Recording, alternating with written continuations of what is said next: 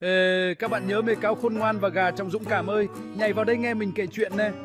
Ngày xưa ở một nông trại ngập nắng, có một chú cáo gian xạo thèm thịt gà vô đội. Ngày nào cáo ta cũng rón rén quanh chuồng tìm cách tóm một cô gà mập ú. Nhưng đoán xem nào, ở đó có một anh gà trong dũng mãnh canh gác kìa. Mỗi lần cáo ta định vỗ gà, gà trong đều phát hiện ngay. Hôm nay không có cửa đâu, cáo gian ác. Gà trong gáy vang, tằng cáo một cú mở ngay mũi. Nhưng cáo ta đâu dễ bỏ cuộc. Ôi không, cáo bày ra đủ trò. Nào là cải trắng, đào hầm, thậm chí còn nhảy nhót nữa chứ. Thế mà gà trong luôn đi trước một bước, bảo vệ đàn gà lông vũ của mình. Và thế là cuộc chiến vĩ đại giữa gà và cáo vẫn tiếp diễn. Ai biết cáo ta sẽ giở trò gì tiếp theo nhỉ? Các bạn nhớ đón xem nhé. Cuộc vui ở nông trại mới chỉ bắt đầu thôi.